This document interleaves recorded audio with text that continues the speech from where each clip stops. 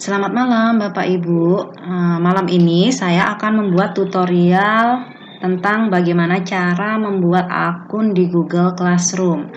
Pertama kita buka dulu browsernya ya, boleh menggunakan Firefox, boleh menggunakan Google Chrome. Kita buka dulu Google Chrome-nya. Nah, di sini kita ketikkan classroom.google.com.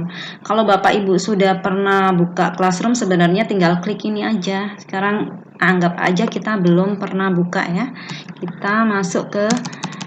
Kita ketikkan classroom.google.com. Oke, enter. Nah, tadi akun saya sudah saya masukkan, jadi sudah terdaftar di Classroom. Tinggal sekarang bagaimana caranya kita buat akun di Google Classroom. Di sini ada tanda plus di pojok kanan ya, Bapak Ibu. Ada tanda plus, kita tinggal klik. Di sini ada dua menu, ada gabung ke kelas, ada buat kelas. Kita pilih buat kelas. Nah, muncul tampilan seperti ini. Bagian yang atas nama kelas kita wajib isi dengan, biar siswanya nggak bingung ya, kita buat kelasnya matematika misalnya 10 busana 1. Kemudian bagiannya adalah kita isi tahun pelajarannya, tahun pelajaran 2020-2021. Mata pelajaran yang kita ajarkan matematika benar. Kemudian ruangnya kita pakai kelasnya 10 busana 1. Kita klik buat. Oke. Kita tunggu.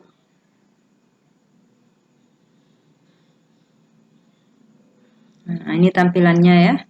Jadi inilah yang ada beberapa menu. Di bagian kelas kita ada namanya forum, ada tugas kelas, ada anggota, ada nilai. Sebelum kita pelajarin semua ini, kita setting kelas kita dulu. Caranya bagaimana? Pilih tanda tombol roda di sini ya, yang seperti roda. Di sini kita klik. Nah, ini tampilannya. Tampilan pertama adalah detail dari kelas kita yang sudah kita isi tadi. Kemudian ada bagian umum. Bagian umum ini terdiri dari kode kelas. Kode kelas, nah, ada 4 pilihan menu ya. Ada tampilkan ini untuk memperbesar kode kelasnya. Kemudian ada salin untuk menyalin kode kelas. Ada reset untuk ngeriset kode dan menonaktifkan kodenya. Kemudian ada forum, di bagian umum tadi juga ada forum. Apa saja yang menu yang bisa dipilih dari bagian forum, yaitu yang pertama siswa dapat memposting dan memberi komentar. Yang kedua siswa hanya dapat memberi komentar saja tapi tidak punya hak untuk memposting. Kemudian ada hanya pengajar yang dapat memposting atau memberi komentar. Jadi yang kita pilih adalah siswa dapat memposting dan memberi komentar. Jadi di sini selain guru bisa memposting, nanti siswa diharapkan juga bisa memposting apa yang ingin mereka diskusikan dengan teman atau dengan guru. Kemudian tugas di kelas, di forum.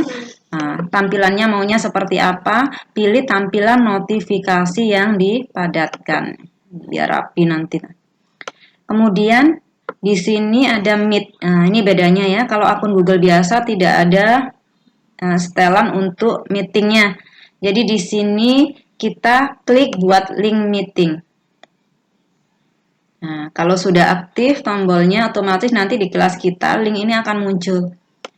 Kemudian kita sekarang atur atau setel bagian penilaian. Nah, di sini ada tanda panah ke bawah, kita klik, pilih bobot nilai berdasarkan kategori.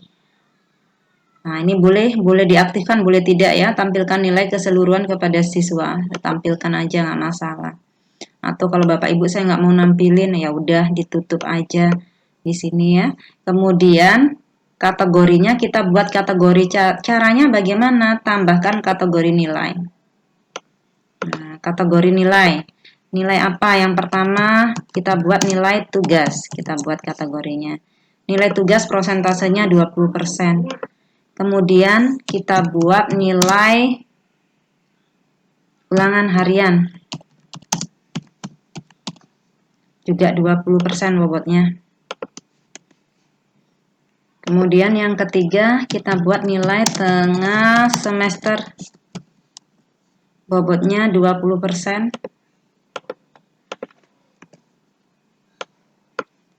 Berikutnya, kategori yang terakhir adalah nilai akhir semester. Jadi ini penilaian yang akan kita lakukan selama 1 semester ke depan.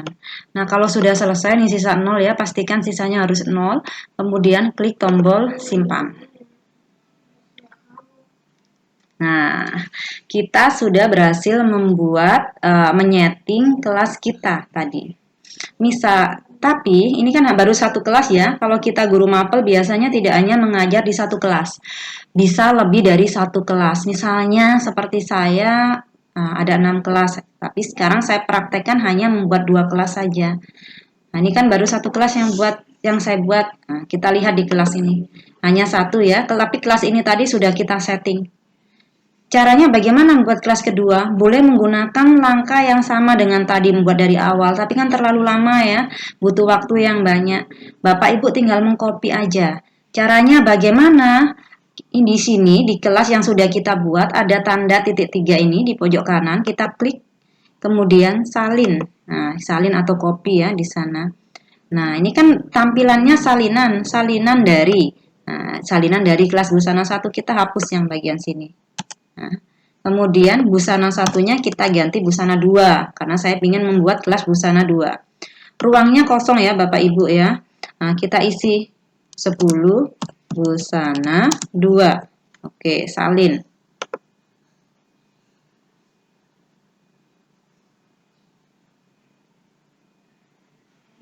Nah, sudah jadi 2 kelas ya. Ini kelas 10 busana 1.